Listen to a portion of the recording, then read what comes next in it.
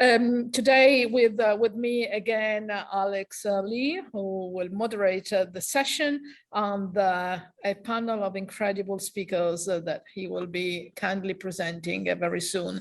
For those who don't know, let me just tell you that TiiQu Talks is an initiative by TiiQu aiming to share knowledge in the sustainability and the emerging technology space. The idea is to make knowledge in a very digestible and bite-sized form so that everyone can consume it on the go. So I hope you will enjoy the session, as it is really a very interesting one. And I leave the floor to Alex for taking the session further. Thank you very much for everyone for being here. Thank you, Laura. I will share my screen first. Well, welcome everyone. Today's event is about the sustainable product in the circular economy, especially we're in Generation G forever. So you know that it's a long history, but too often this fantastic event actually that we have a hard time because of the reason is because of this subject matter, because the sustainable product is very important, and they actually lay over the very broad aspect of the business. For example, they are related to sustainable business and sustainability and ESG. Also, they are related to circular economy, and traditionally they are also related to a supply chain management and product management or customer management. So initially I had a difficult to actually recruiting the expert in here, because I just think about who might be particularly have expertise in here. So I'm looking at for example, some historical background. I'm looking at the keyword a sustainable product in the LinkedIn, and I only find a few have a job title like a sustainable product management or something like that. So initially I was very surprised. Oh, this is very important topic. Why not any specific? And later I found that because the reason is related to every aspect of the business. Actually, they not specifically title as a sustainable product, right? But you know that today these speakers, 5 distinct speakers, have a different lore in related to sustainable product supply chain strategy and even environmental circular. You know that's why. So finally, we have more than expected 5 distinct speakers who will share their insight and their experience and knowledge. So you see that in this agenda that this is very broad topic, right? So for example, that what is really mean by the sustainable product? What is the definition and what makes the sustainable product, right? It can be in a meaningfully simple, but in deeper level it's very difficult. So I think that we fortunately we have a expert in this field, so we have a bright discussion and a bright explanation about this.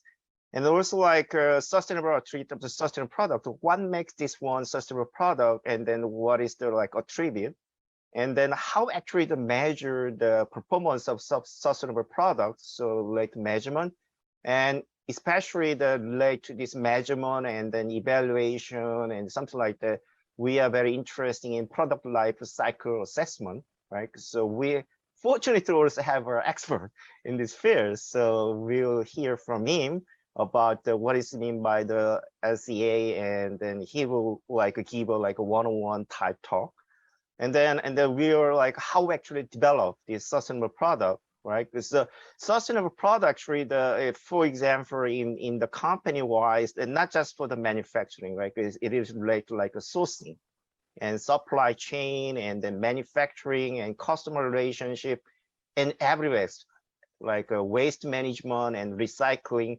So it is a fantastic topic. And then how actually the business can exploiting this opportunity it can be a risk, also can be an opportunity. So how actually they implementing this as a business model.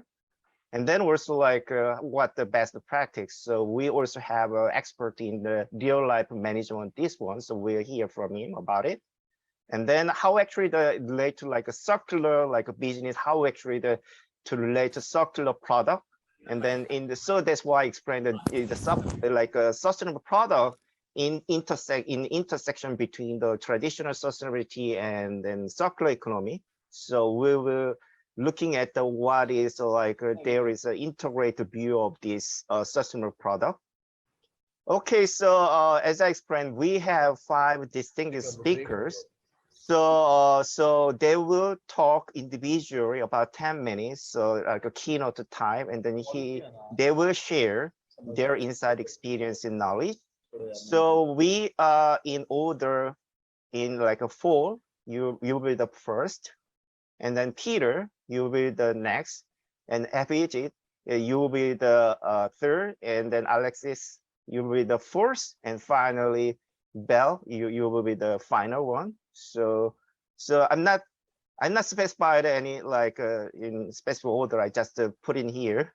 So you can in order like a Paul, Peter, and then Alexis and Bell. You will be in this order. So in your turn, and you can start whether you talk or you're present. So I'm not going to talk about later because I give you some reference that you can leverage what is meant by the circular economy, what is meant by the sustainable product, and also like some reporting, and then some basic like introduction. So I already explained that the sustainable product in the like all the like life cycle management, and then starting from the resorting, and then the reuse, and the waste management or something like this. So they will cover the all fields. So without any delay, we will start our individual talk, starting from Paul. Okay.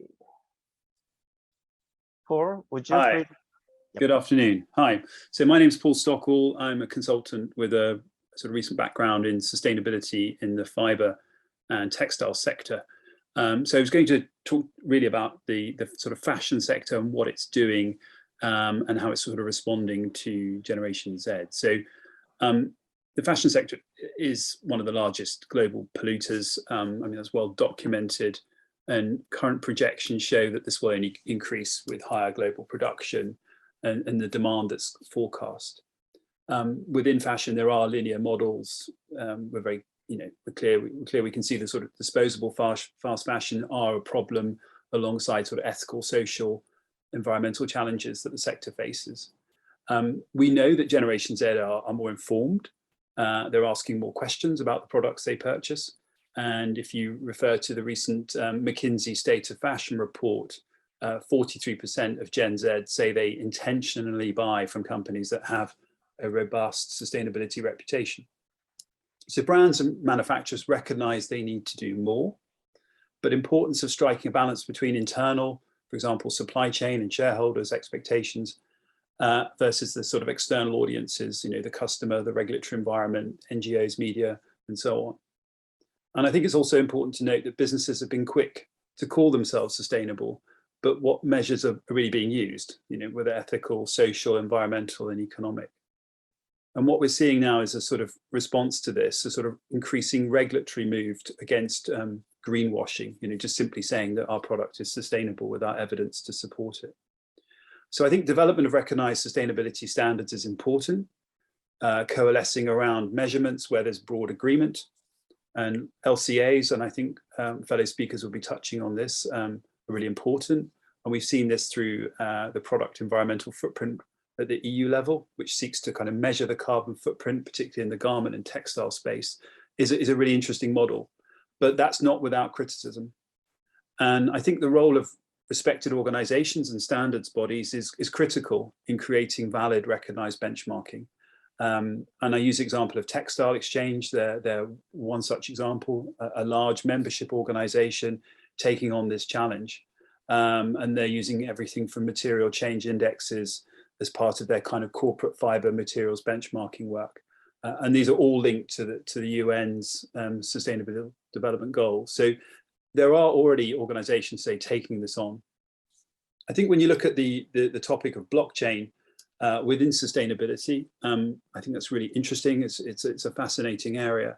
If you boil it down, I mean, blockchain arguably has two goals: to provide transparency, enabling consumers to check sustainability claims of the product, and secondly, to provide traceability by enabling the verification of a product's authenticity and ownership.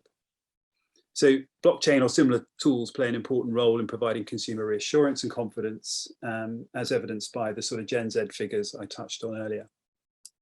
I think it's important as well with blockchain and supply chain traceability that it builds the trust of employees, our environmental advocates, the labour market, investors and regulators as well. And it's also an important tool in tackling counterfeit.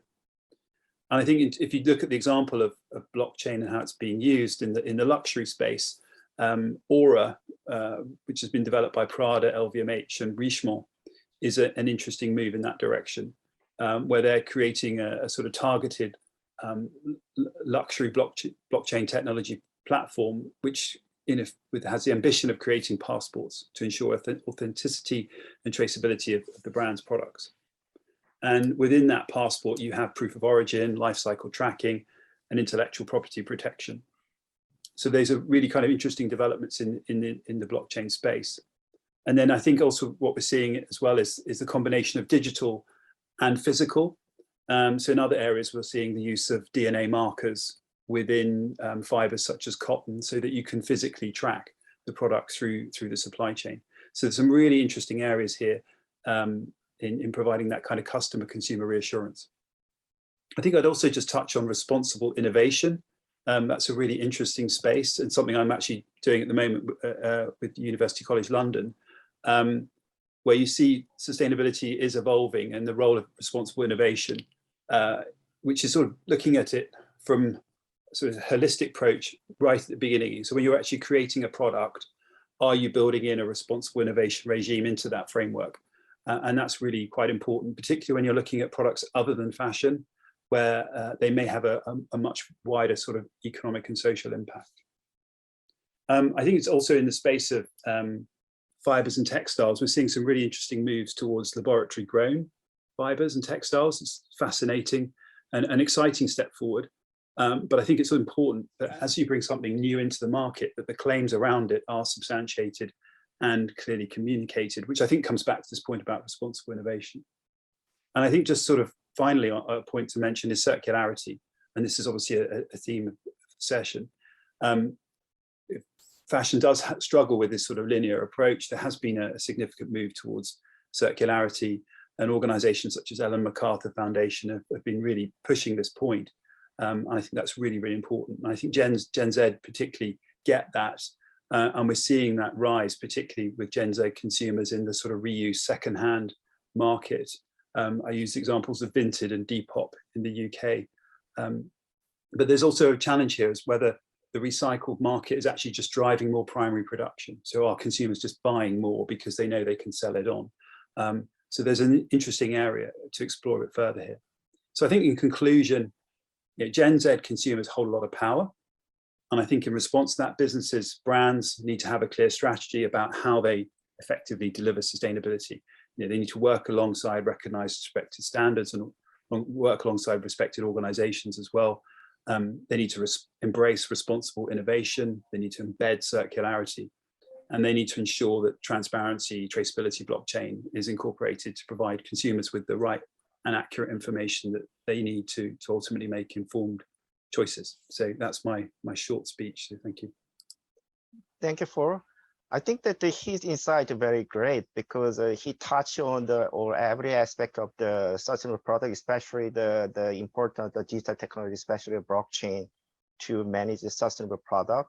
And also he touched in many aspects, especially the interesting topic will be the fashion industry. So we may discuss further in the panel discussion later. Okay, next, Peter. Okay, let me share my screen, which I'm hoping you can see. Yes? Mm-hmm. Yep. Very good. Okay, everybody. I'll let you read the bio. I won't talk too much about myself. Basically, I've been working in food standards now for 25 years. I've founded a number of standards and went into sustainability about 16 years ago. Very early on in one of my first roles at Tesco, when I joined them and they started to go into sustainability, I gave a speech at the World Congress on sustainability in Dublin. And I was one of the keynote speakers. And I made a statement that caused a tremendous amount of media attention in the trade. I said, there's no such thing as a sustainable product. We might manage responsible at this stage. That was about 15 years ago. And as you'll see from my talk, you'll see that the more you learn about this space, or I do anyway, the more one realizes how little we all know. Really, there is no end point to sustainability, and I'll try and do my best. I've been very fortunate to manage some really big companies and continue to advise big companies. I've been custodian of a really big famous brands. And I guess in the early days, and 10 years of the last 15 of my years in sustainability, actually I've been in private equity. And despite what people think, I've used private equity as an absolute lever to ensure that the investors took interest in what we now call ESG. In those days, we didn't call it ESG. I've actually had nothing but support, but I had to do a lot of hard work to educate, the investors, the execs, all the senior leadership team meetings, everyone to shop floor on the risks of not incorporating sustainability in the business model. So I'll approach this really very simply because obviously one doesn't understand the whole capability of the audience. A really friendly expectation management notice. We don't mislead or greenwash. And I'm proud of the fact that I've launched the best part of 3,500 new certified products, and I have 0 ENGO greenwash accusations or challenges. And there's a reason for that. It's because I've used an authentication tool to put all products through a process. So how does one do that? Well, it's very important to understand that some companies know all this, and there's a great deal of education, but there's a big difference between people that are educated in sustainability and have got degrees even in them and MSCs and all of that, and they've never run a business in their life. There is a really big difference between that and managing thousands of people from top to bottom, where most of the workers on production lines may have not even left high school. So you really have to remember these kind of challenges when we try and operationalize, sustainable development inside businesses. And I'm very passionate about that because, of course, I've had to do that across over 23 countries. So there are these 3 pillars, and they did come out of a very, very big piece of work that was commissioned by the UN, which was called the Brundtland Commission. They synthesized all this work, and in 87 or so, they came up with this famous sustainable development sort of definition, which says that we develop that sustainable development that meets the needs of the present without compromising the ability of future generations to meet their own needs. It's a very, very noble sort of definition, and the challenges of it are exceptionally difficult because it wasn't designed to be some kind of a metric statement. And we're at the stage in sustainability globally where we're trying to metricate everything. And there is a convention that, clearly what you do is you operate all of these pillars in some kind of a balance. So normally what you're trying to do is, let's just say you want to invest in reducing your risks upstream in your supply chain on sourcing. Let's just say it could be in agriculture, it could be a forest-based product, it could be a land-based product, it could be an ocean-based product. You do that, but you actually have to invest, especially if you're a first mover. And whilst we've been sort of working on this for quite a number of years, we are still in some sectors, still first movers. And that means you disproportionately invest for a product at the beginning to get a return benefit later on in its lifetime. And of course, when you do that, you also have to invest in some kind of a social aspect. So all of these are quite difficult to balance, because they don't all operate, in tandem with each other or in parallel in the same phase.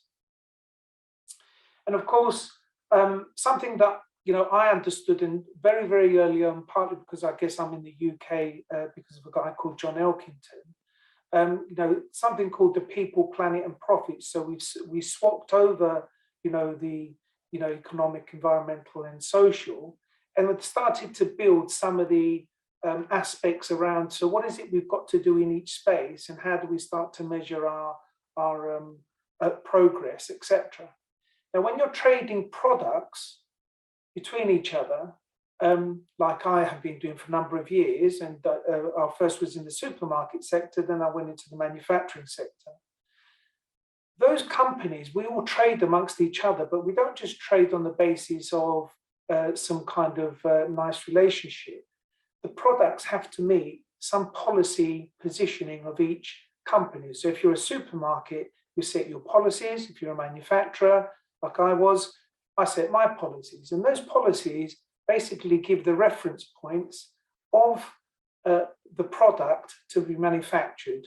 Clearly, if I go into detail, there's specifications and stuff, but it's just keeping it at a high level. And what you'll find as you move along is that the reporting of all of this sort of effort and progress and programs that different companies sort of engage in, they report it in something called triple bottom line, which is what John Elkington said, and I was very familiar with that, and I used that very early on to help the companies understand, and my boards, etc.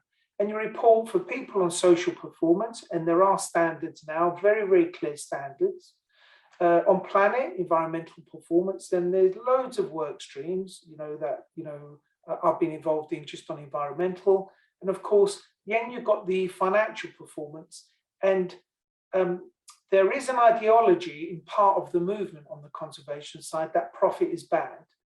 And, I'm not a guy that came from the commercial world. I was in government, in policy for a number of years. It's really important to appreciate that unless a company is making profit, it cannot reinvest in the program. And it's really very important to understand how important this is. I don't necessarily mean you have to make this distorted profits, but it's very important. I don't believe you can have a sustainable business that doesn't make a profit.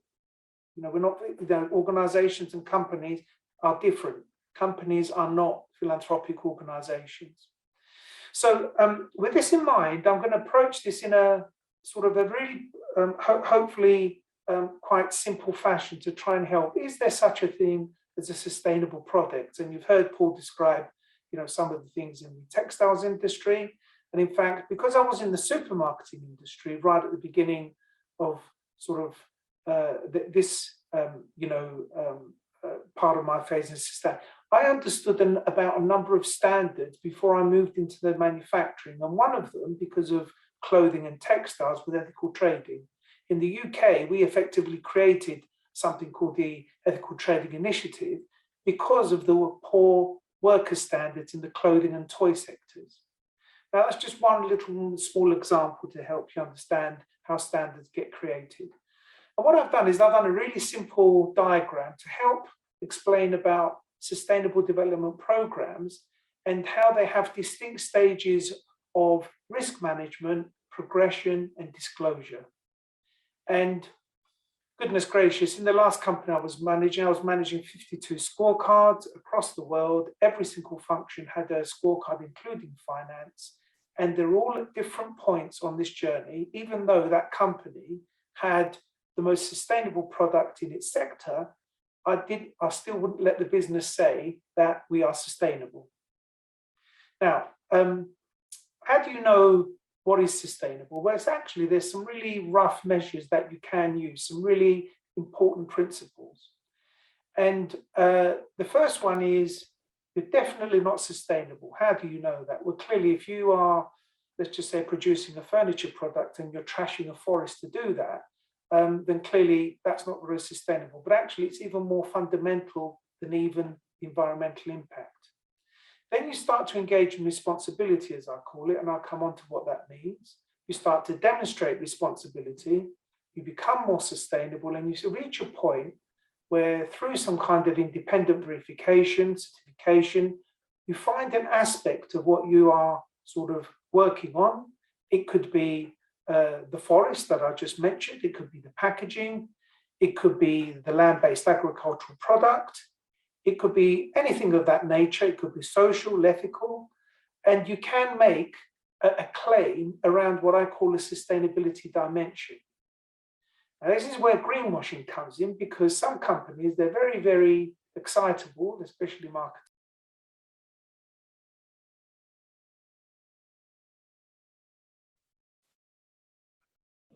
Peter, you are mute now. Oh, sorry. Guys, have I been talking and you're not listening to me? My goodness, you should have told me. I didn't realize. Peter, no, is what my you fault. are- yeah. You were on mute. You were muted because somebody was coming in. Oh, okay, all right. So I wrongly muted Yeah, you. you Sorry. talk about up to Yeah. the greenwashing, and then yeah, you okay, greenwashing. Yeah. Okay, good. So, and this is where we get greenwashing, because what you find is marketeers are under terrific pressure to try and differentiate their products in the sort of consumer space. Some products may have taken years to get to this point, and they're very excited to celebrate, communicate that. Some companies actually, when they do bigger things, especially now on net zero, some companies are making claims and they don't really actually understand that they're greenwashing. This is really important to understand. It's another debate altogether. Anyway, as we're moving along the journey of this particular product, and I'll come on to show you sort of a very simple example, you may find a product, a single keeping unit, and I said I've launched 3,500 of them in my career so far, that are brand new from scratch. And you may find that that particular product is really the most sustainable in the marketplace. It ticks all the boxes on all the environmental aspects, including water, waste management, energy management, circularity, etc., ethical trading. And you'll find I've not yet seen a product that has got 100% of all the risk factors covered just yet. Honestly, I have not. And I do look, there are some fantastic examples, but the challenge is when you do get there, and as we learn more, especially around the standards and what we certify and the metrics we use, there's always a continuous improvement principle that all standards should have, because I've been involved in 15 years of standards. Where they were before and where they are now are very different.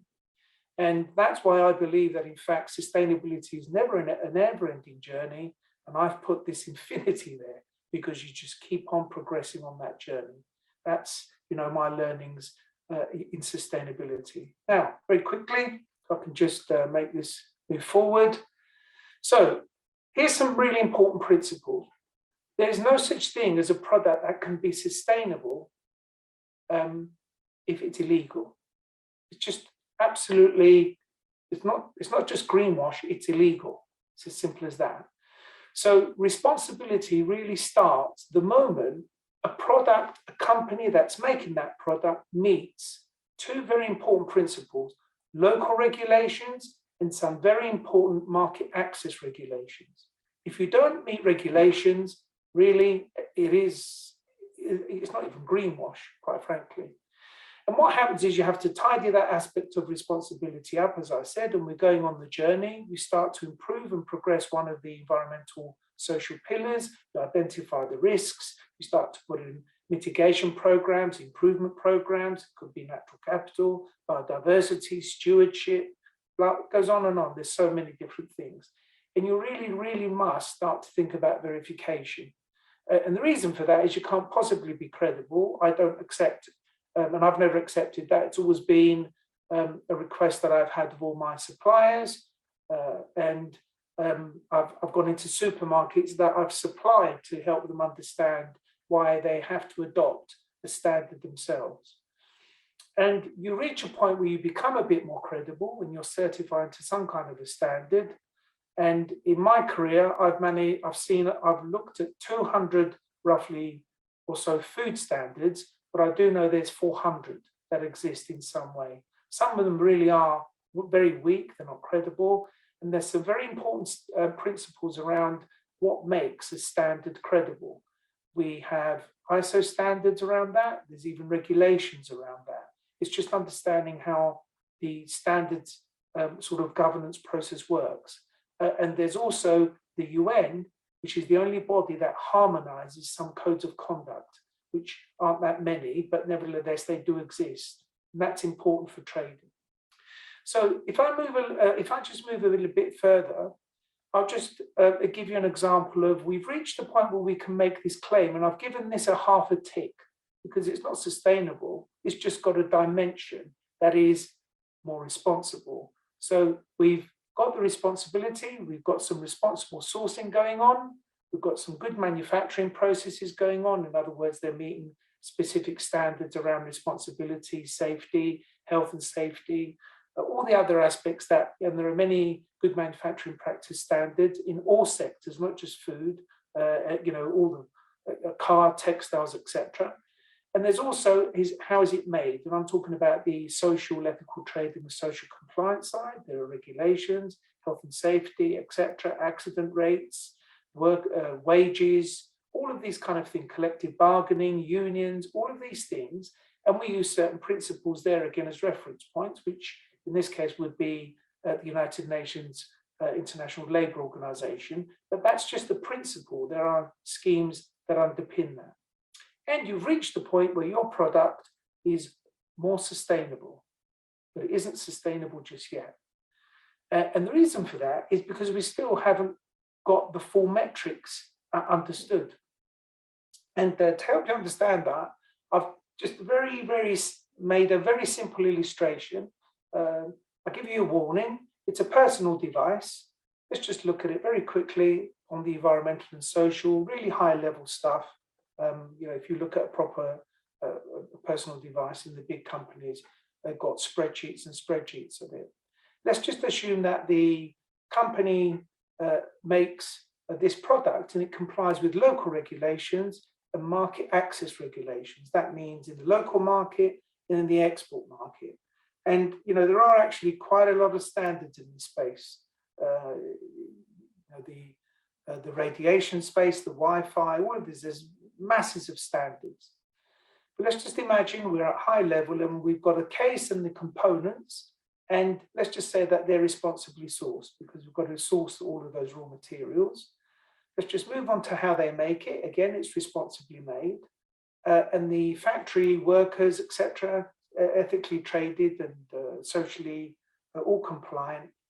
But guess what? On the battery, there are components, ingredients inside the battery that actually have got modern slavery upstream in the supply chain. Now that, in my eyes, cannot be viewed as sustainable because modern slavery in today's day and age is actually, it isn't even the minimum responsible sourcing. So that wouldn't be possible. You wouldn't get a certification for ethical trading or a third-party certification for that. It's why some companies try and hide that. And this is where we start to get greenwash or lack of transparency. And then let's just go on to the carbon side, which obviously is very popular at the moment because of the climate issue, etc. They've got the carbon insights. They've done a life cycle analysis or a carbon intensity, but they actually haven't got a future mitigation plan because they keep on changing their components every year because of design. And they haven't really done independent verification of what they're doing. That's just an example. Now, to be fair, many of the good companies are very, very good in this, but this definitely does remain a really big risk. And there's a very, very famous car that you are all familiar with that is making tremendous progress on the roads, but actually it's very red in a particular aspect of its manufacture. So what you can do is you can make sustainability claims, but you've got to do them in a manner that is not greenwash. It meets the local regulations, and there are labeling regulations, We're getting a bit better now. I think the EU is a bit better. America is particularly weak on policing US, sort of green claims.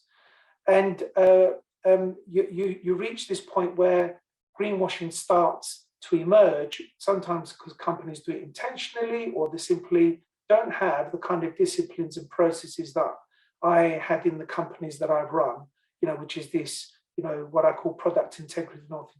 It's an authentication tool, but it also authenticates sustainability. And I'll stop there because of the 10-minute timeline. Does Gen Z care? Well, yes, they do. They're a very different generation to, they're far more knowledgeable. They've got a very different moral compass. But my understanding and experience of consumer purchasing is that the research always says that they care and they'll pay more, but when it comes to the point of paying, especially in supermarkets, they don't necessarily pay as much as they say they would. Generation Z, though, is very different to the other sort of groups. They really are aware and they do follow those brands that are more sustainable, or at least give the impression of being green. Okay, I'll stop there. Thank you, Peter. Yeah, he touched a great topic. So many topics actually. He's starting from what is the three pillar of the sustainability, and then it touch upon the triple bottom line, and then he touched upon the very important aspect of the how make the sustainable product standard, regulation, responsibility, and then finally how actually the sustainable product will be related to a business case, whether they can be get the Gen Z customer attention, or get the favor. Okay, so we can discuss further because he touched a lot of the topics. So it's a good building block we can discuss later. Okay, next F. He is an expert in LCA, so it's a good opportunity to learn about this important topic. Hi everyone. Thanks, Alex. So yeah, let me share my slides.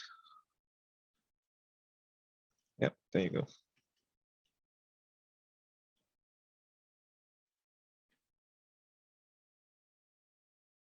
I just learned how to do this. So okay. So my topic, as Alex said, is on life cycle assessment, and I think Paul and Peter's given a very good introduction of what sustainability is and how it has developed over the years, and how we've moved on from just defining sustainability as or sustainable development as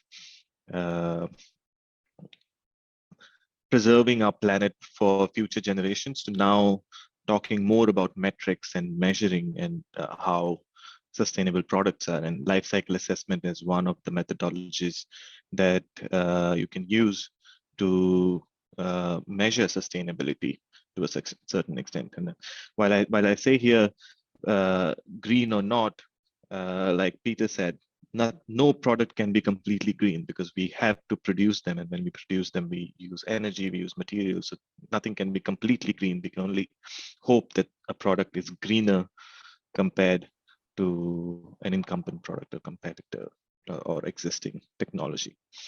So a little bit about myself. I'm Abhijit. I am a senior consultant. I work at Sfera in product sustainability, and I do life cycle assessments for a living. And today I talk about why life cycle assessment is important in decision making. And as we know, we are bombarded with all these advertisements which claim sustainable products, sustainable packaging. There are all sorts of claims that are made in marketing campaigns nowadays, and these claims are made because like we've already established, people do care, and especially Gen Z Gen Z. In fact, some reports suggest that that they care more than anybody else right now. So it is important for companies and corporations to make these claims and market their products as sustainable products. But it is also important for us to understand whether these claims are real. And like Peter said, some of this is not just greenwashing, and it's not always intentional greenwashing. Sometimes you make a certain claim, and if that is not substantiated with a detailed analysis, a holistic analysis, like a life cycle assessment, that could turn out to be that you're just burden shifting.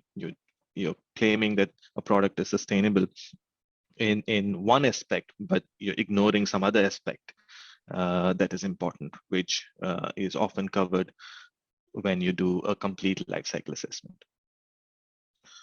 So one important thing to remember in a life cycle assessment is that you're doing life cycle thinking. Another way of calling that is cradle to grave assessment. So life cycle assessment is also known as cradle to grave assessment. So when we're looking at a product, we're not just looking at a product and its use, we're also looking at how did the materials that go into production of these consumer products, how were they extracted from the nature? So the first step for any manufacturing of product is to get the resources from the nature, and these could be oil and gas, coal, minerals, biomass, anything that comes from the nature. So that's what we refer to as cradle, and products extraction from the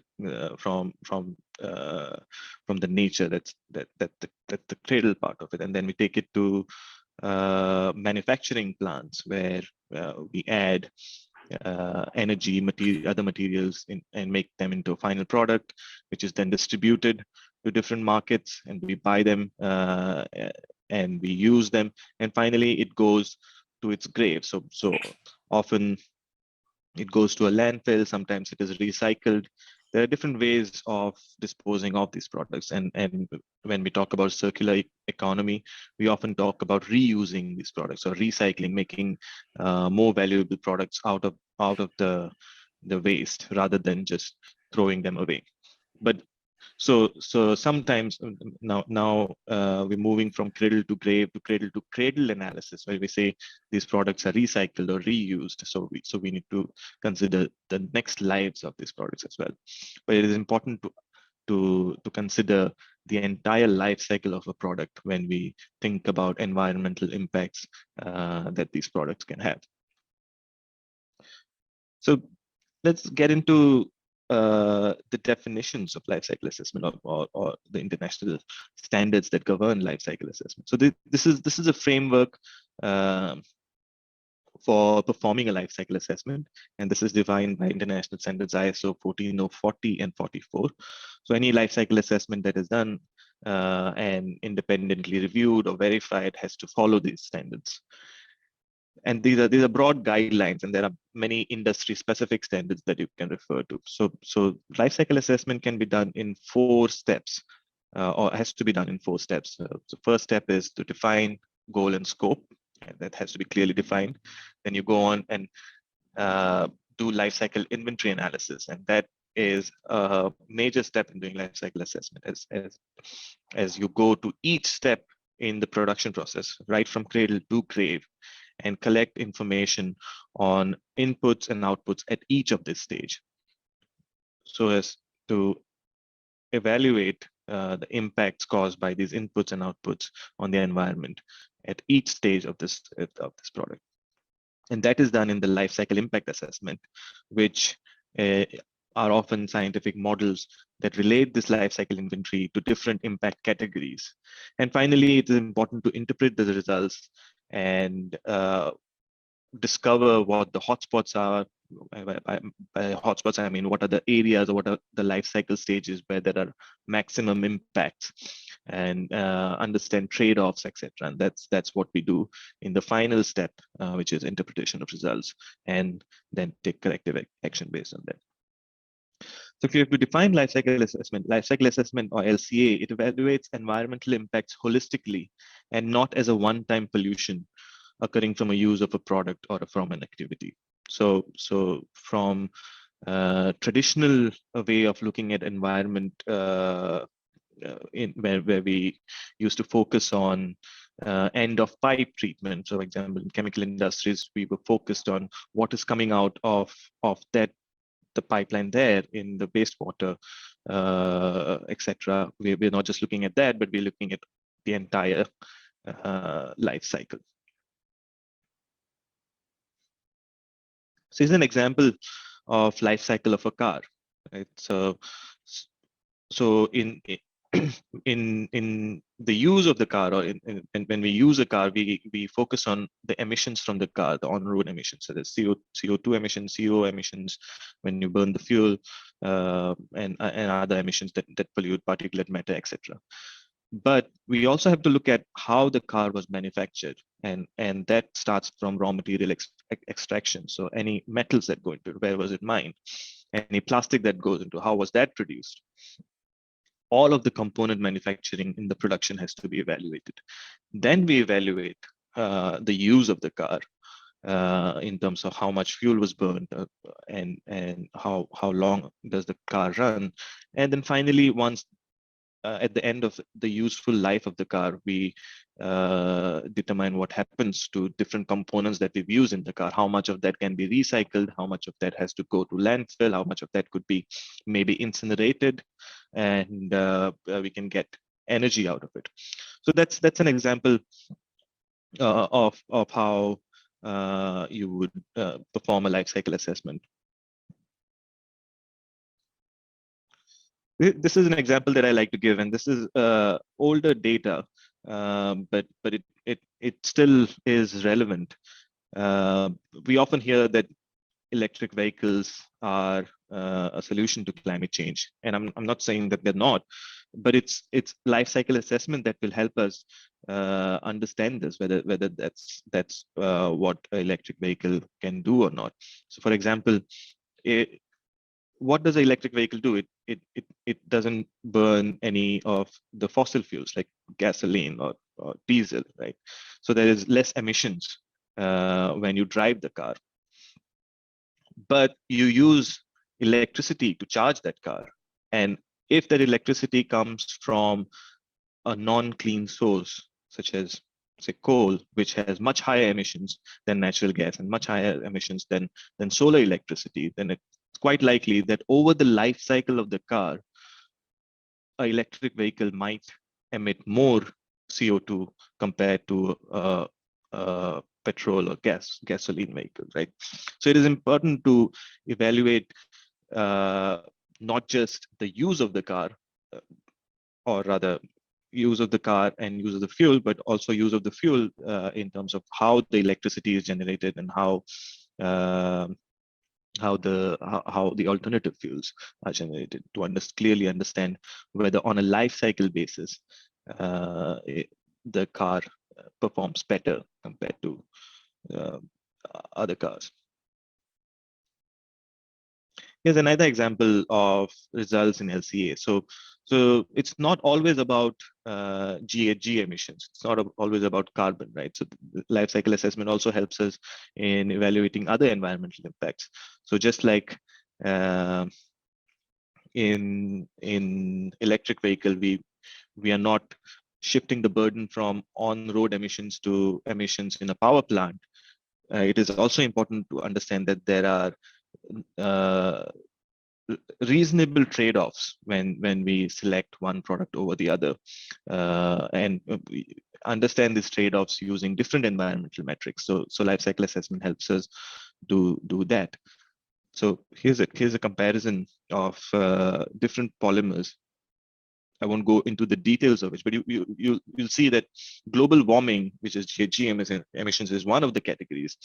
And in each category, there is a different polymer which performs better than the other.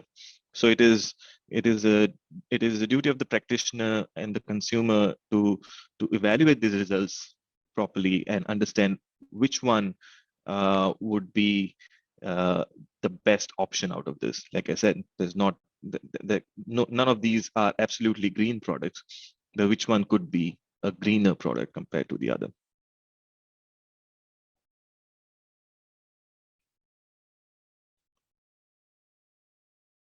So like I said, life cycle assessment has applications for everyone here. So consumers, to make sure that we're making greener choices, once we understand details of what the impacts are at different stages, we can be more aware and participate in policy.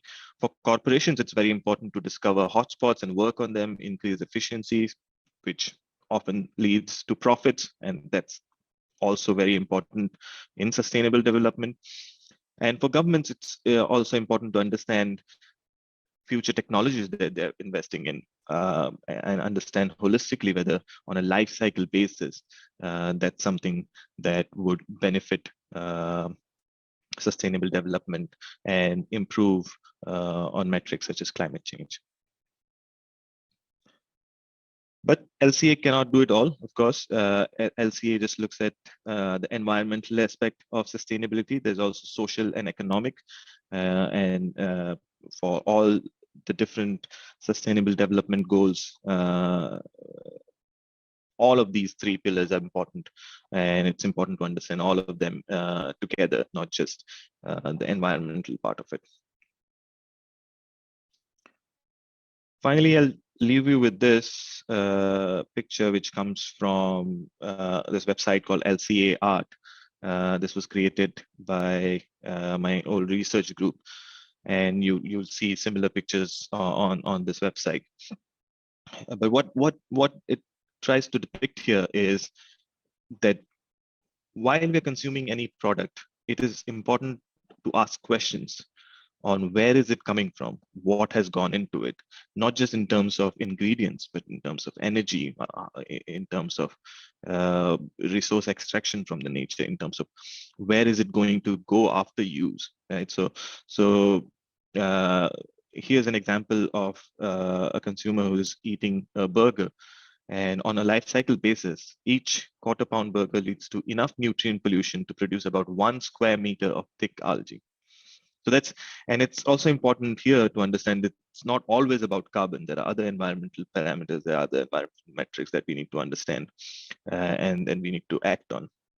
So this is just an example of this, and always think a life cycle. Always think about a product holistically. That's all. Thank you. Yeah, it's fantastic. Yeah, I think that the LCA is really important tools to measure your sustainability performance. And then actually, I think that it's funny that why, for example, we have a lot of the sustainable measurement standard out there, and then they are all related to accounting, the Peter set up a responsibility about how we actually protect our environment and society. But not many actually the people are not familiar with this LCA except they're expert. But I think that this is really important, especially for for example, relate to carbon footprinting. For example, you give the very good insight about for electric vehicle, because people just think about your product electric vehicle means that's a sustainable green, right? But it is not, right? Because it should be measured in a complete life cycle. So that's very important topic. We should think about it. Thank you. Okay, so next, Alexis, you can start now. Thank you, Alex. First of all, I would like to thank Alex and Laura for this invitation. It's an honor for me to present our company and actually what we are doing to change or contribute in this sustainable and green world. I think previous speakers said exactly how we can contribute on that. My name is Alex. I'm co-founder and managing director of Cofico. Cofico started 2017, and our main mission and vision was to transform espresso supply chain from linear to circular.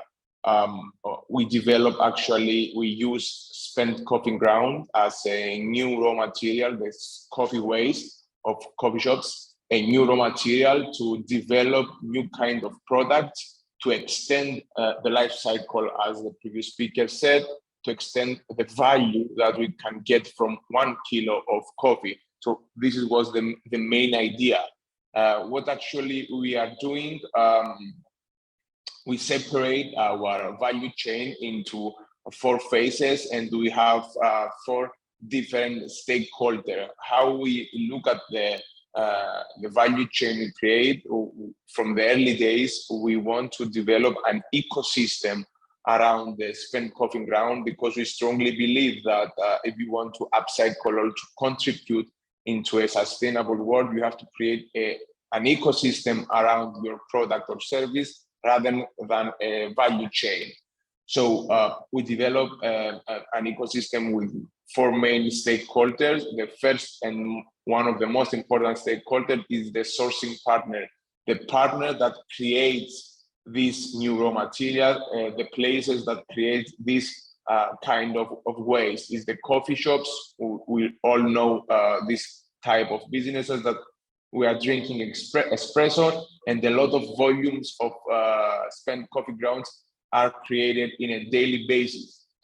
In the second stakeholder is the supply partner, is the partner that collects this kind of waste, spent coffee ground, and bring it into our facilities to start the treatment process. We are trying to use reverse logistic process, so to keep the CO2 emissions, the new releases of CO2 emissions in a lower level and not increase the CO2 equivalent of this kind of product.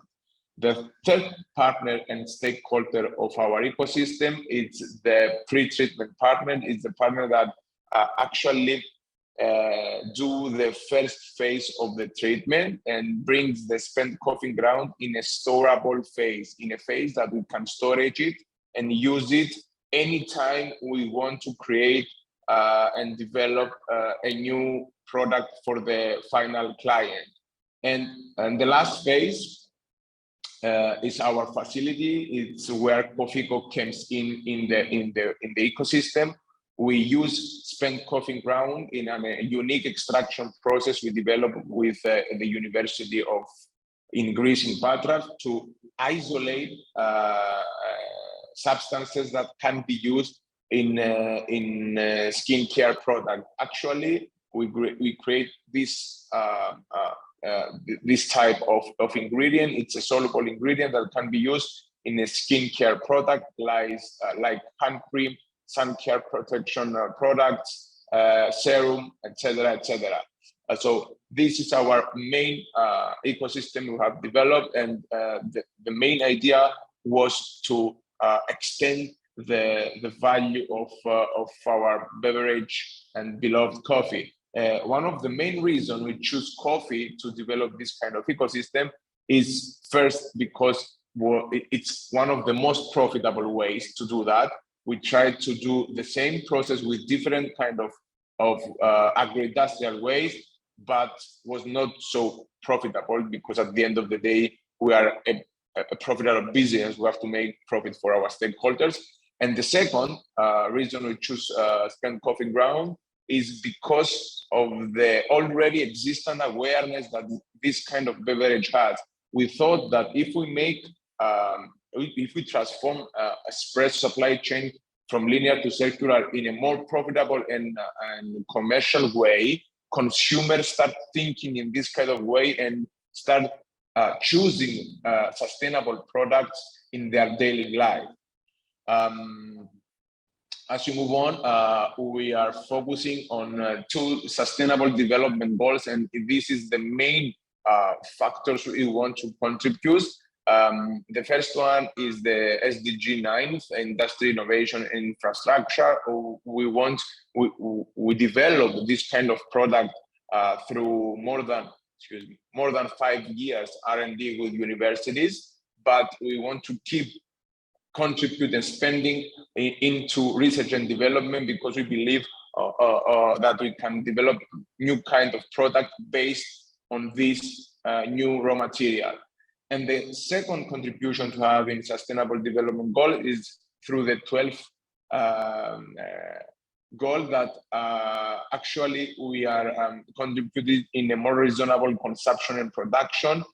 We are extending the value chain of coffee and creating new kind of product. Especially every year, we are upcycling more than 100 tons. We want to upcycle more than 100 tons of spent coffee ground and save more than 500 trees to use in other greenhouse gases. The main idea is to keep trees free to capsulate greenhouse gases that produced in processes that cannot be changed and be more sustainable. Now I'm presenting the type of the product we are producing, and the reason I'm showing the specification of the product is to show that upcycle process and upcycle production products can have the same benefits and even more benefits that the product that are using today from cosmetic companies. Our product has a high concentration of antioxidant substances in the same level that raw materials are used today from the cosmetic companies. So the main idea is to give understand to the businesses that use this kind of product, upcycle product, that it's not lower quality product, even better, it's a higher quality product because we are extending a value chain, we are decreasing the CO2 footprint for any kind of product, and at the end of the day, consumers can buy more. And speaking of consumers, a new research from NYU shows that Generation Z, the consumer category we are talking of today, they are willing to pay 30% more in a premium prices for final products that actually can claim sustainability.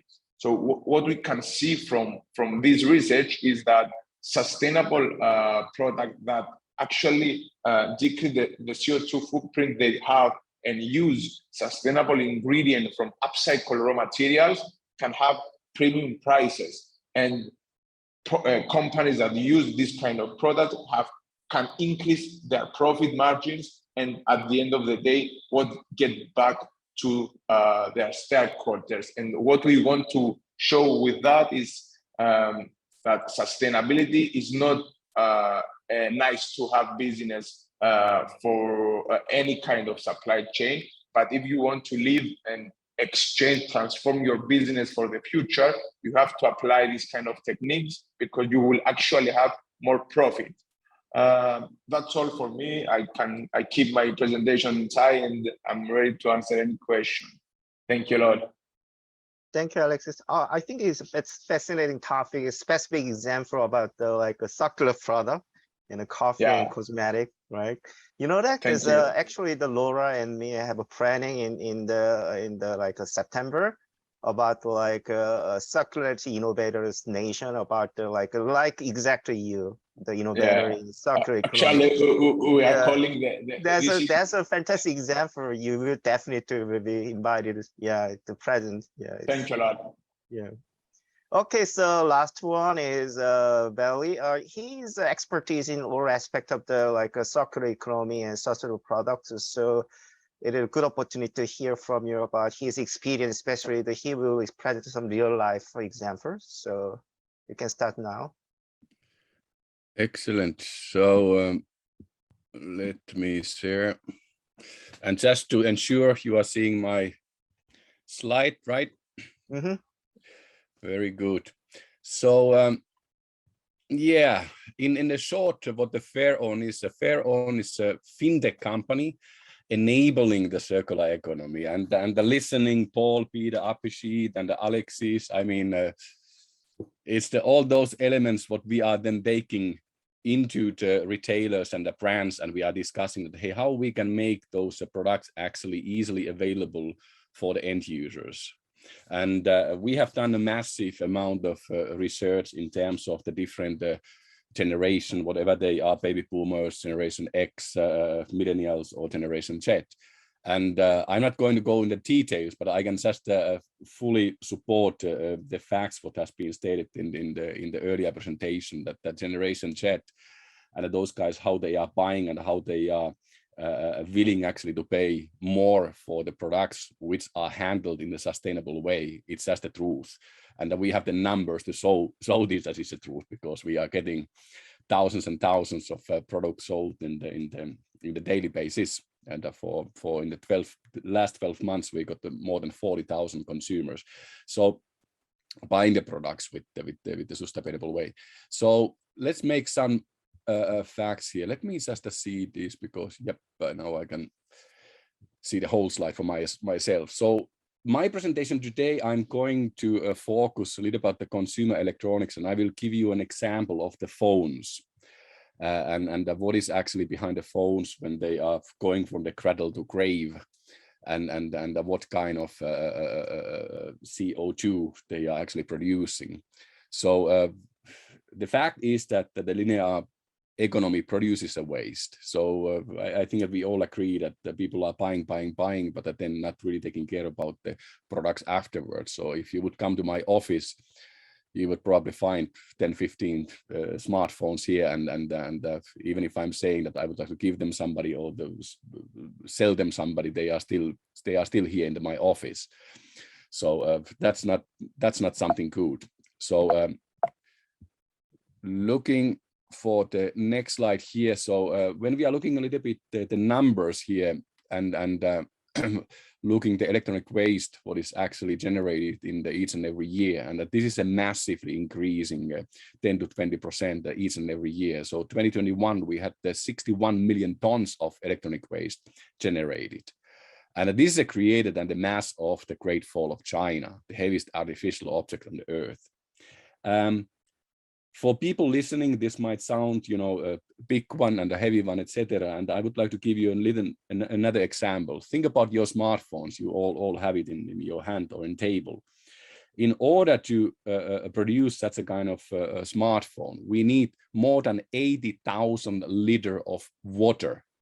We need to extract 281 kilograms of raw materials. And all that generates 86 kilograms of CO2.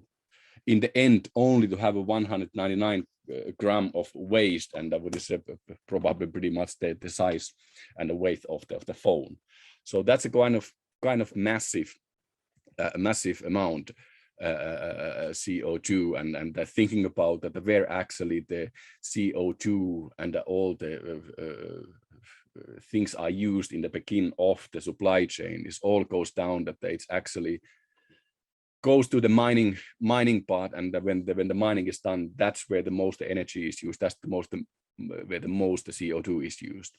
So 2 slides about the generation Z. So I mean, we all know it's the biggest global population, and of course this gives enormous consumption power, and hearing what Alexis was saying, I mean, and willing to pay this 30% more. Again, I mean, I fully agree on that. So, and the 90% of those, there are roughly 50-60% which are extreme conscious about the environmental issues and address the social part. But the overall 90% of them, pretty much all of them, believes that the company must to have assess actually the environmental issue. And the 75% of them, they are actually making their own research. And I can just tell this from my own kids, how they are handling, because they are Generation Z, and we have quite an interesting discussion each and every dinner table about how to use products and which kind of products used, and so on. But what is a quite significant difference is that they are the Generation Z is not really a brand loyal. So for them, it's a much more important actually to have the ethical part, to have the environmental support for the products. And what we are seeing about the model, what you will learn about soon, how we are actually pushing the circular economy, is that more and more of the Generation Z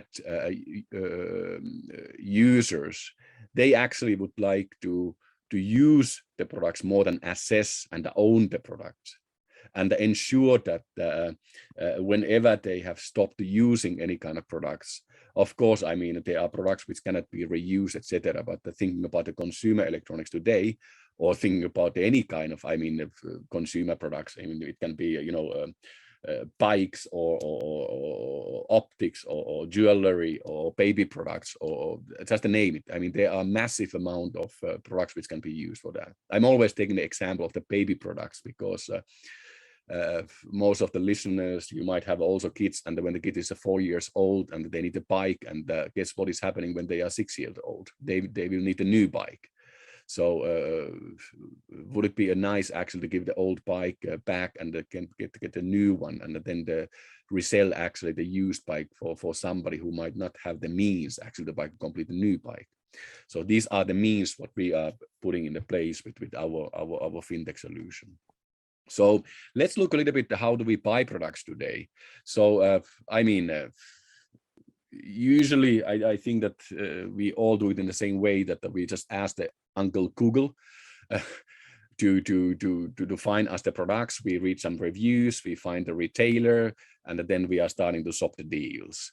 And in terms of the payment option, what we have, I mean, of course, there is a one-off payment options. There are some installments what we are made with the 3 to 4 months installment, and maybe there are the credit for the specific time, or cryptocurrencies, or any other. And yes, regardless what the payment model we have been using to get our products, we will enjoy the product until the product is too old, or we are having a so-called FOMO effect, the fear of missing out, or you know the friends, they are using another products, and you know I'm using the old one and I just would like to have the new product, or it just doesn't fit anymore my needs. It might be that, hey, now I have so many applications and I had the 64 GB of memory on my phone, but now I absolutely need the 128 GB, etc., etc.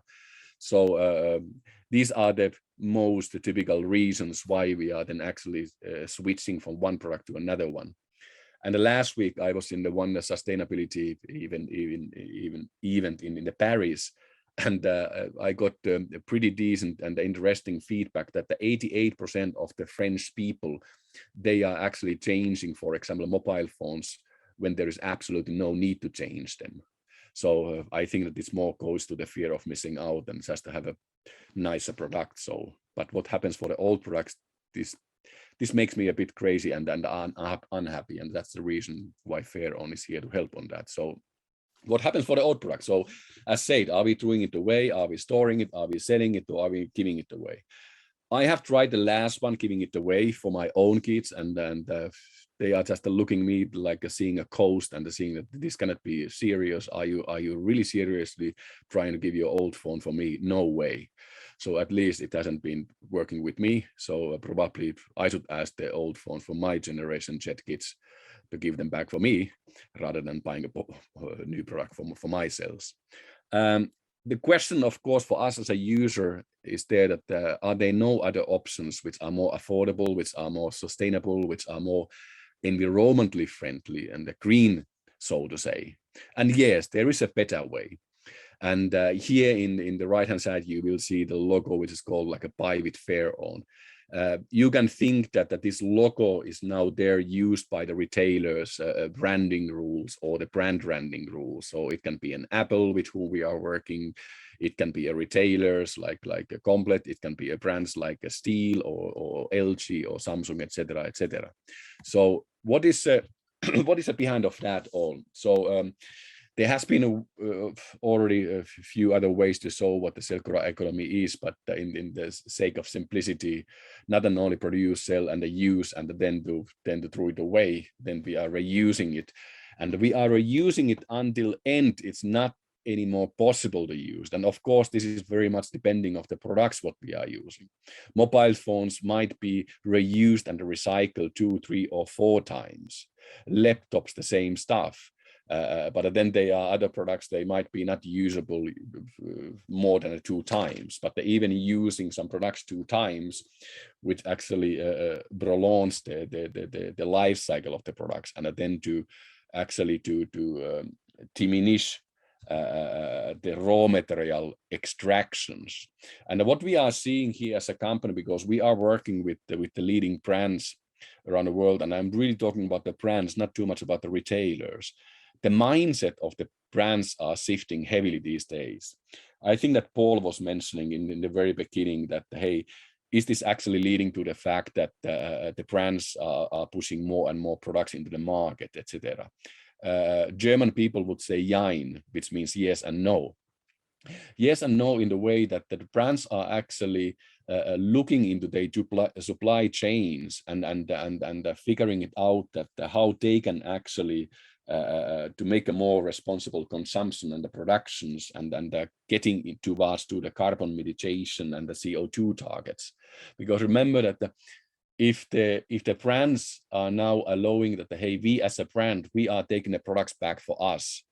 Now they might have to change something. An example of the phone or a laptop, etc. I mean, in the laptops, I mean, it's usually a battery which has to be changed. In the phones, it's normally a display or another things which has to be changed. But if you are thinking the impact, the environment impact, I mean, it's probably 80% less to actually make the product do it in the recycled way than the doing completely new product. And remember, this 80,000 liter of waters to create a new product, or 280 kilogram of raw material is used for the new phone, which are extracted in the mines. I mean, for the recycled products, it's not at all the case.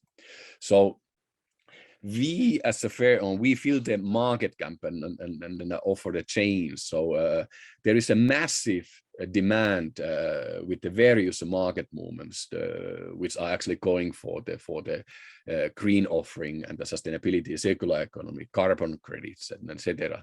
And what we haven't discussed today is that there is also massive silicon shortage today, and this has also led to the fact that in the country where I'm taking this call now from the France, is that if I'm taking all those smartphones which are used, the 17.2% all the sold smartphones are actually secondary phones. So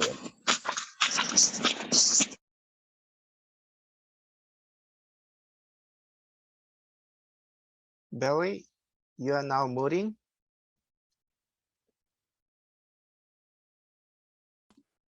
can you guys hear? Yep. Yep. How much you missed me? I think that it was just made unmute the other people, but Oh, not much. Yeah, you can start. okay. So yes, I mean the market movements are there, and even the special project what we have in the Ukraine today is also leading to the fact that the energy prices are getting high, and the people have to start to think about it, what we can do for that. So that's the reason why the retailers, why the brands are also looking more and more about the circular economy and then the recycling their products. So but now something is happening that I'm gonna change my slides here. Let's put it here. So let me introduce you for the sustainable subscription for the circular economy, and I'm just going to put you in the 9 steps. We are not going to spend too much time, but the 9 step to actually to highlight you what is the consumer journey for the generation X or Z or X or millennials or even baby boomers who are buying the products. So first of all, they are making the product choice. There will be a financial application for the users. There is the financial agreement, and that is a real-time agreement made by the banks.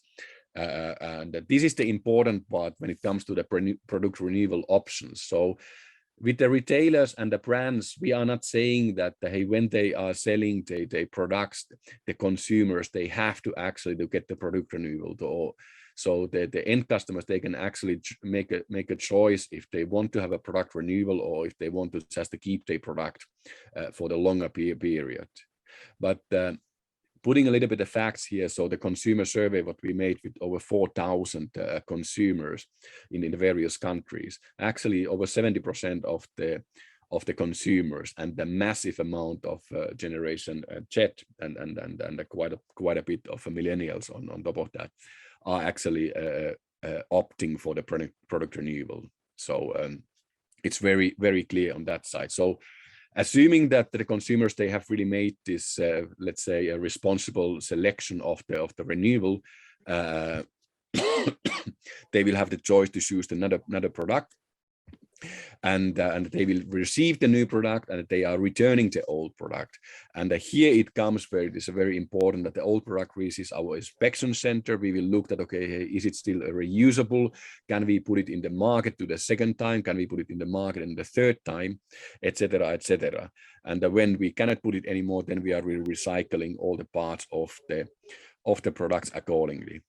And let's say that the product has been received and they are in the old good conditions. We will actually to pay the remaining credit of the consumers for the banks, and that they will get the payment confirmation as a consumers as well. And then we are restarting the cycle again. So this basically means that when the payment confirmation for the old product has been made for there, it means also that we have already made the assessment of the old product and the conditions, and that we might have been changing some displays or batteries, etc. And then we are putting it again into the market as a secondary product. So this all might sound like complicated, but put it in the simplicity. There are three parties which are involved in this unique partnerships, and Fair On, we are really, I would say, that the orchestrator to between the consumers, between the retailers brand and the banks who are providing the financing part for the products itself.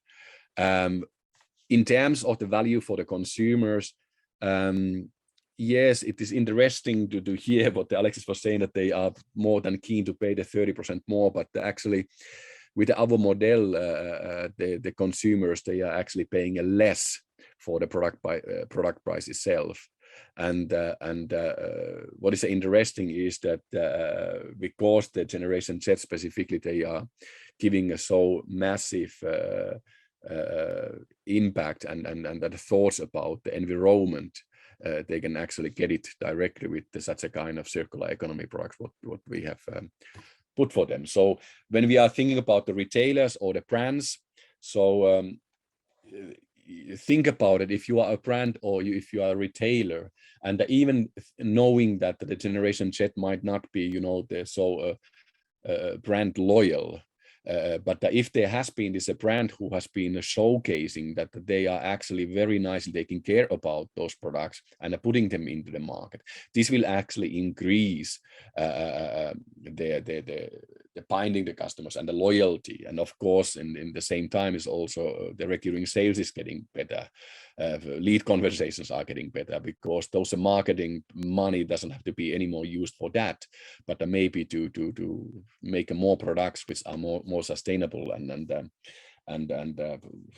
following actually the carbon mitigation and the CO2 targets. And tomorrow I'm actually seeing that the retailers and the brands, they are actually starting to show the CO2 targets more and more for the individual products as well. So this is a very positive movement what we are currently seeing.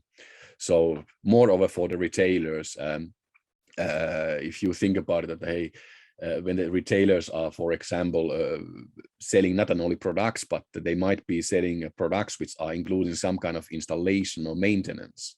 Steel, for example, this worldwide leading gardening company, they are using this program, the Fair On program, actually to sell their products, which is actually including the installation, the lawnmower robots. It's including the yearly maintenance. It is including the yearly storage of those products, so that the steel employers, they are actually picking up those robots, those lawnmowers from your place, in the September-October time frame when the grass is anymore not growing, and then getting it back in the April. But also to ensuring that the lifetime of the product is going to be longer because they are well maintained.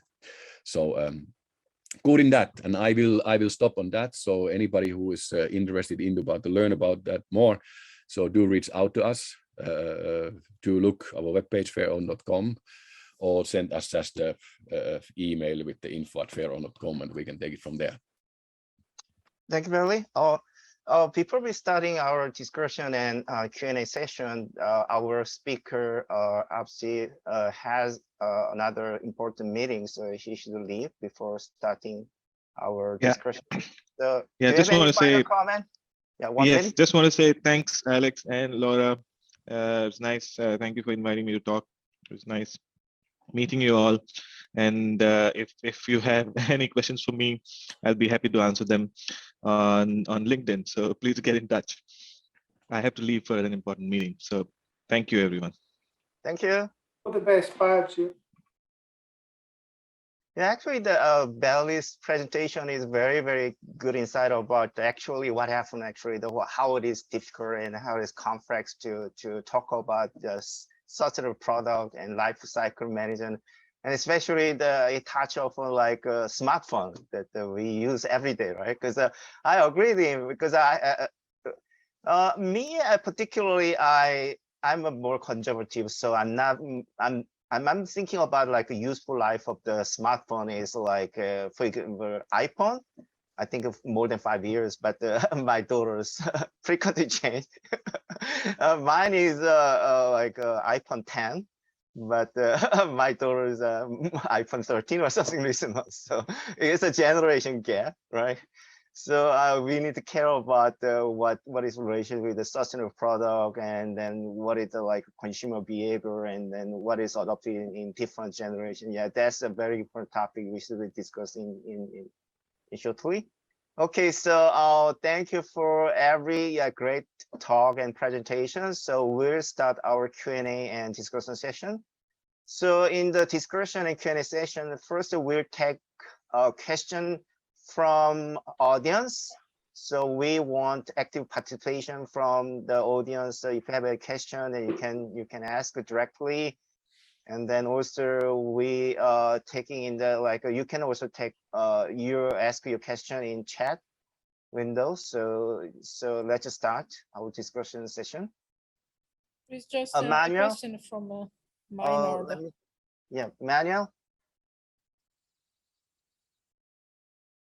First thing, thank you to all the presenters. There's so much useful information that I'll go directly to the TiiQu question.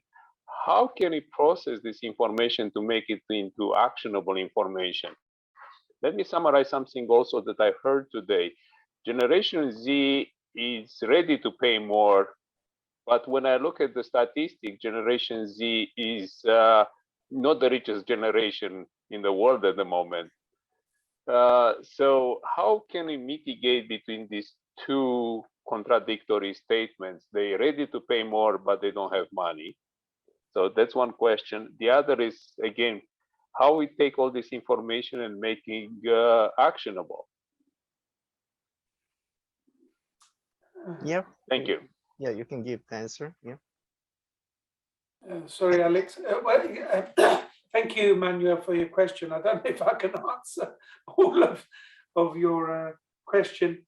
Look, there is, I think what we've done is capture almost like a camera, is just snapshot of the whole world of sustainability. I have to say, I look at LinkedIn every day and I look at someone who says something about, there is no action and there is no progress. And I actually, from someone from industry, I find it really frustrating that there is this perception there is no action. In fact, it's industry that's been doing more than governments and regulation, actually. Certainly in many of the sectors that I've operated. And in fact, Prince Charles, the Prince of Wales, when he was at the COP26 in Glasgow, he did mention this point. And I was glad he did, that industry is engaged. But what I have learned, and as I said, I've been managing now developing countries as well as Western developed countries, let's just say Europe and the US, North America, is there is a really big gap in capability to be able to implement some of the understanding that we now have around how to be more sustainable. Now, let me give you just one very good example. In Mexico, Honduras, and Indonesia, which I was managing, my biggest focus was on building the capability of the workforce. But in Europe, my biggest focus wasn't at all on that. It was on certification and all these other things. Because we had to bring the capability of the workforce up to a certain standard to be able to understand what the certifications, the standards even meant, because we had to translate them. And in these countries, especially Indonesia, they are very, very CSR driven. It's almost a model the government insists that if you're there, you must have some kind of social, sort of interaction and contribution, and had a very big CSR program. So you have to equalize all of these kind of things. But and they understand sustainability in these countries as CSR, whereas and I was a CSR director, I was a chief sustainability officer in 2008. All these things keep on moving around, and honestly, I just think that there has been so many different models and different standards and everything coming. It's almost going to need some kind of regulation to tidy it up at some point. But as we know, regulators are generally behind the curve of the most advanced, sort of progressive companies. But I understand and hear what you say, and it's something that I really am working on in the background. How do we make people understand what is a real solution and answer to a problem instead of just theory and apocalyptic, more research? Because we really don't need any more research to know we need to fix the issue. We've got enough research. It's a waste of money. We just keep on hearing research and research. Not necessarily much of it. It's just, perpetuating, other things.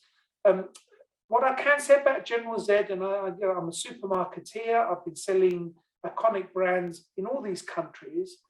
I repeat what I've been seeing now for, honestly, years and years of consumer research, from my brands into the supermarkets, all the certification standards who want to be adopted. The behavior of the purchase, the consumer, is always different to what the research finds. There's a big difference between consumer-focused groups, insights, and what they do. But Generation Z, Manuel, is going to become more affluent. And in any case, good brands do not ask consumers, do you want us to be more sustainable? I've never even thought of that. I've just said, I own a brand that is 150 years old. I'm a custodian of a 65. I'm not going to ask my consumers, do you want me to be more sustainable? They expect me to sell them sustainable, nutritious, safe food.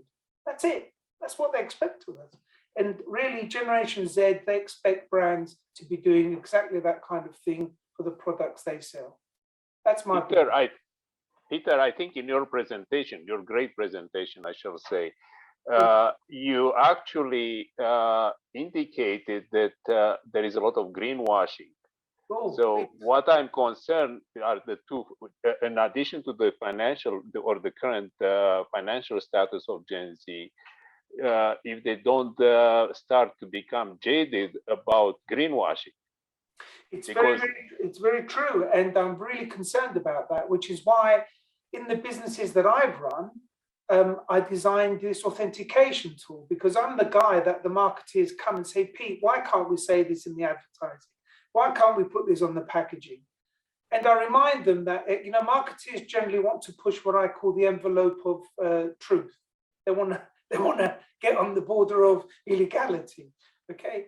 And it's all about brand reputation. If you go and there's been some very famous brands recently who, they've gone and greenwashed, and over here in the UK, the Advertising Standards Authority has had to ask them to withdraw their marketing campaigns. So we're beginning now to see regulators, and I almost do think that, the large countries need to get together on agreeing some regulatory oversight of, claiming.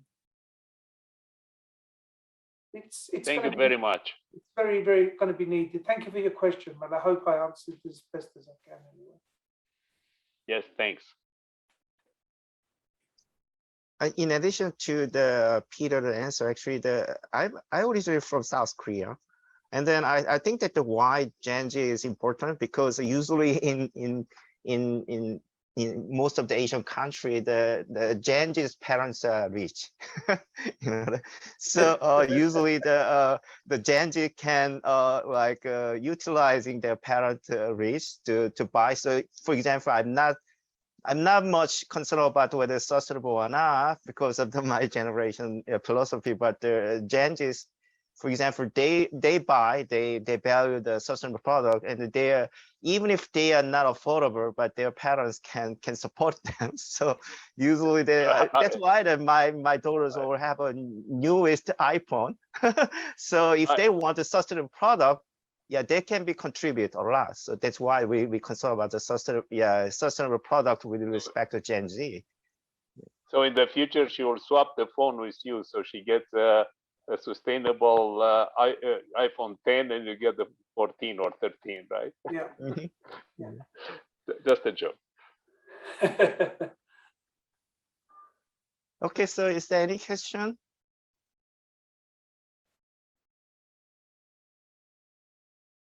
I think that they also relate to like a greenwashing. So actually the manner we collaborate starting for example like the profitability and sustainability, and then we're looking at the detail about the recent conundrum because a lot of people are concerned about the sustainability and environment, but actually in the business practice, actually it is very difficult to completely include your sustainable practice in your like everyday business practice because of this.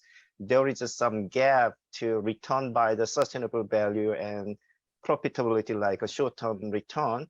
And then so actually we are looking for some evidence of the whether if you go sustainable, and the Peter set up the triple bottom line that not only just for the like we get the value from the like we care about the people, planet, and the society, but also they make the good product, like a profitable product actually that can buy from the consumers or something like that. So that's one actually we think about. Otherwise, actually the greenwash will keep going on because that's the easiest way. So that's another point that we can think about. Yeah, as I said, I don't look. I've been looking at this very closely, and some of the greenwashing that occurs. Certainly, I can talk for the industry that I understand of food.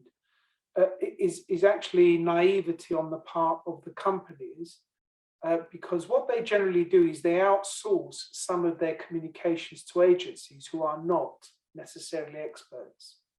They're communicators, they're not operators, and that sometimes creates problems.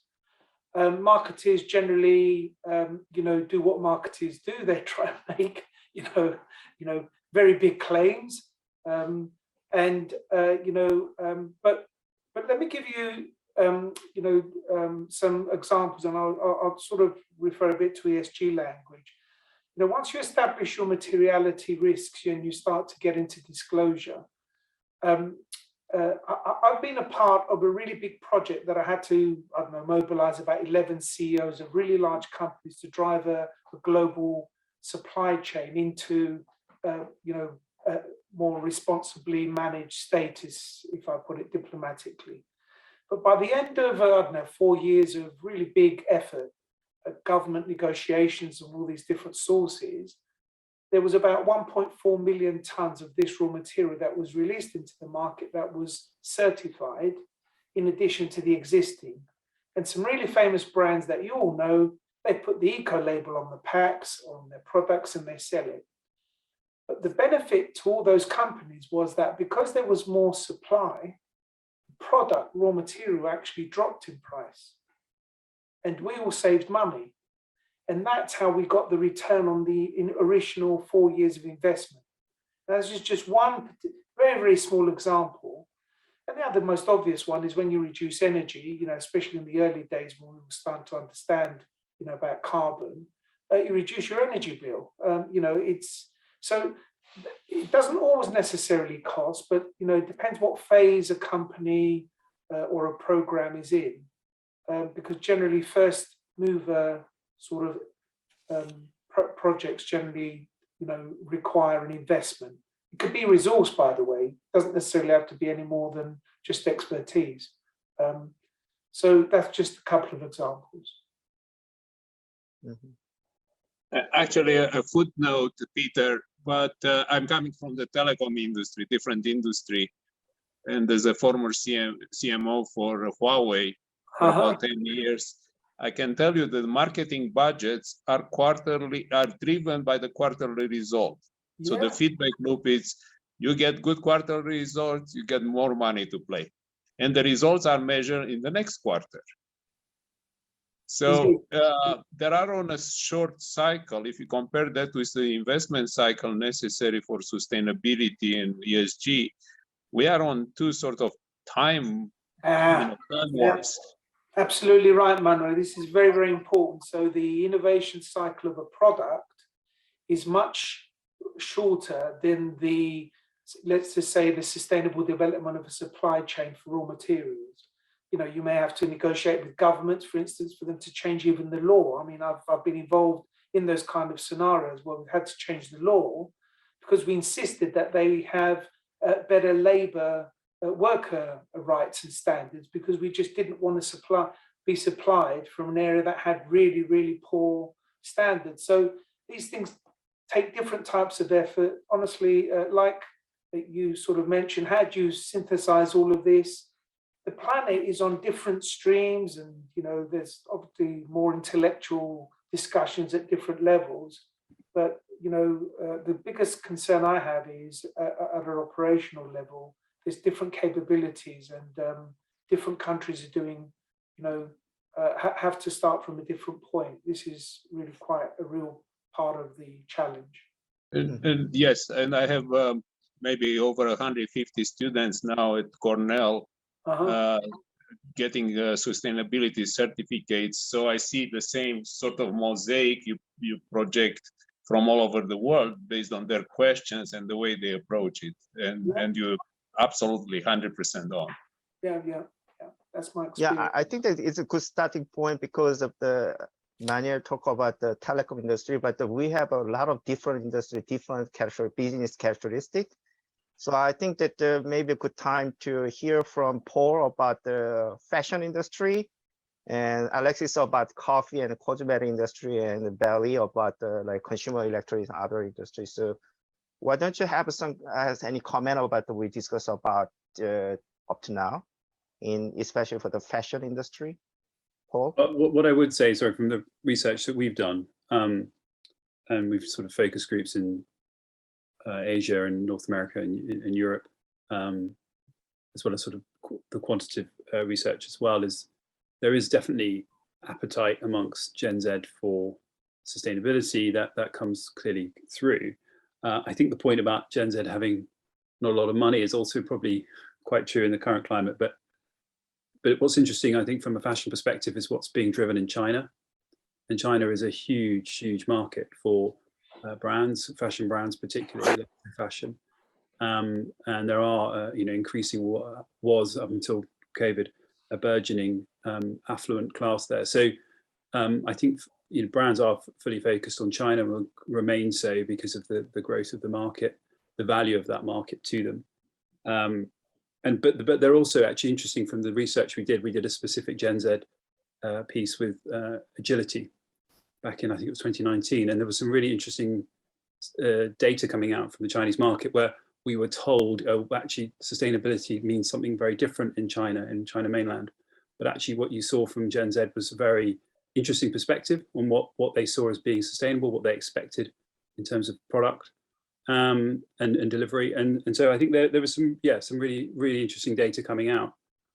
And I expect that will continue to grow. So how brands respond to that, I think is really interesting as well, how they actually, deliver for the markets such as China in the future.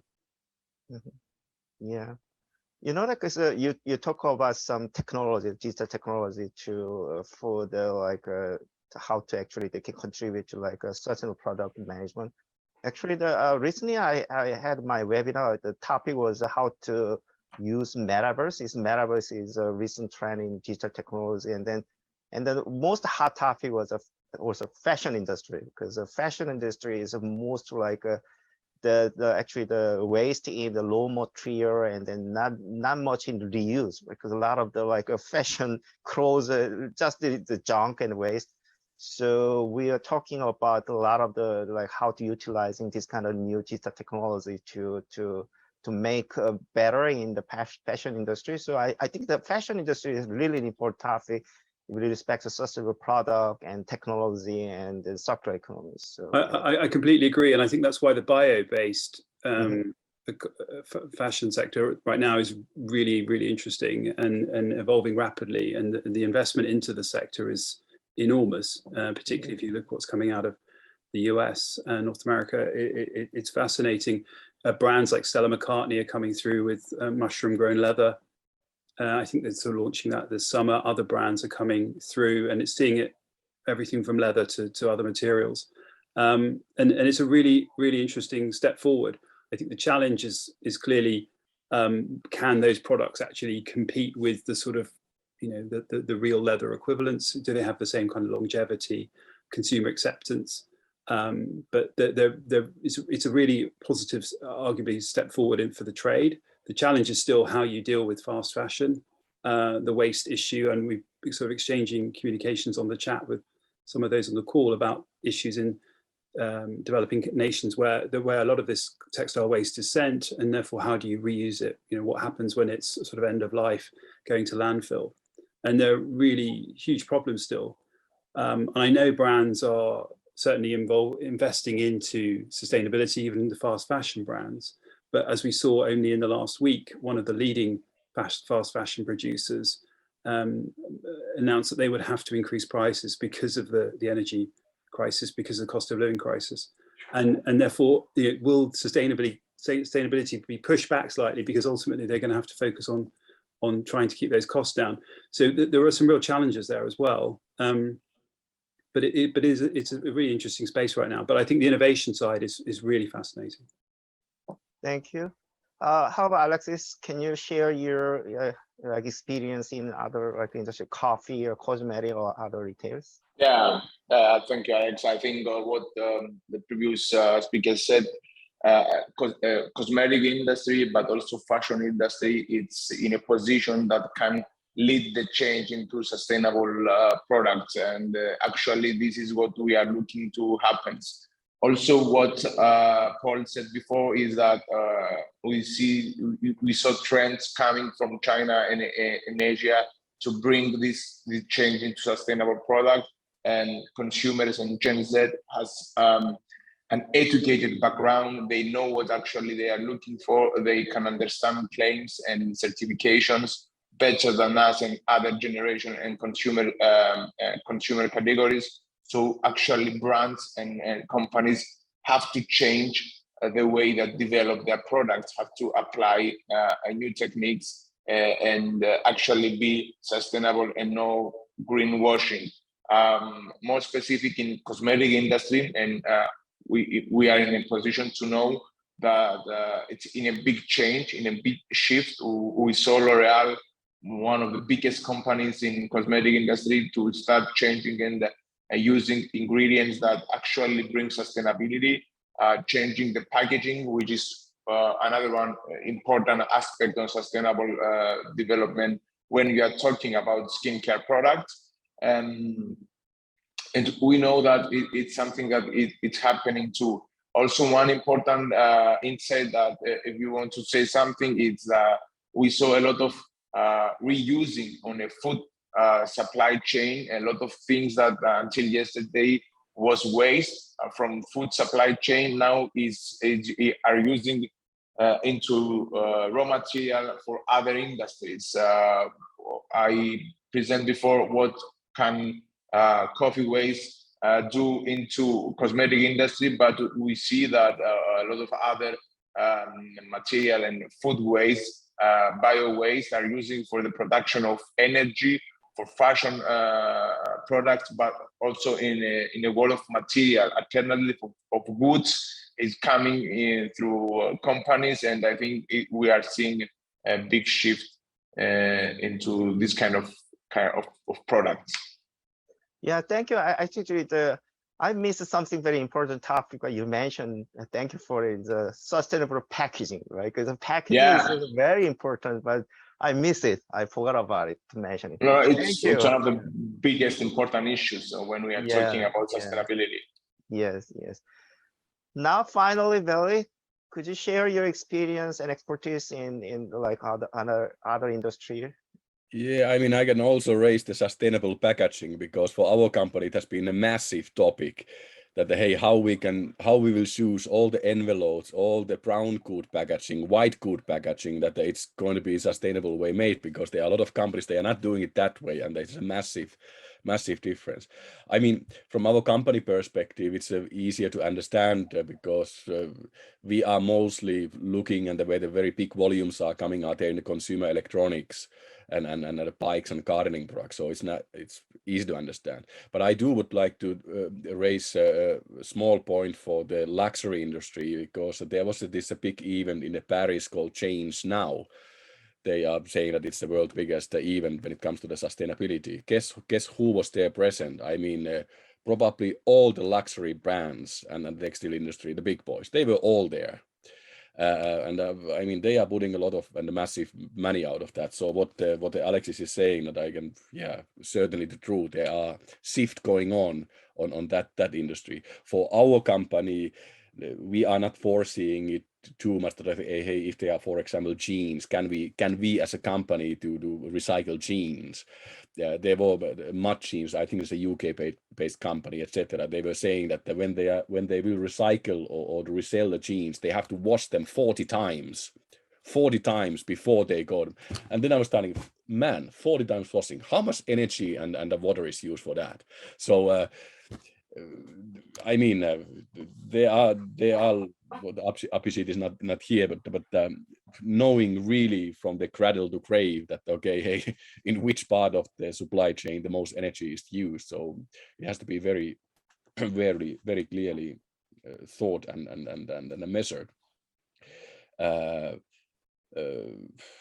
can I say else? So I do not see, even if I would like to see that the big countries or the governments or the standardizations or whatsoever would go into the one good direction altogether, I do not see it yet. But what I do see is that there is a much more now smaller companies who are trying to make the life cycle, starting the life cycle. Because remember that when you are starting the life cycle, when you are thinking about this circular economy, if you sell a product, the second time we can think about something sustainable is after 2 years or 3 years when the second life cycle is starting.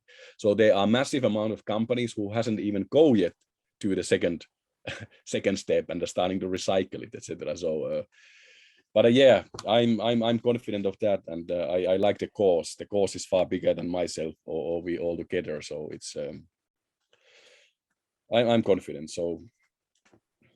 All that said, thank you very very much for all the participants. I learned also some new things here, and we are looking forward. And let's do not give out. So let's push all together into the good direction. So whatever we are doing, so we get there.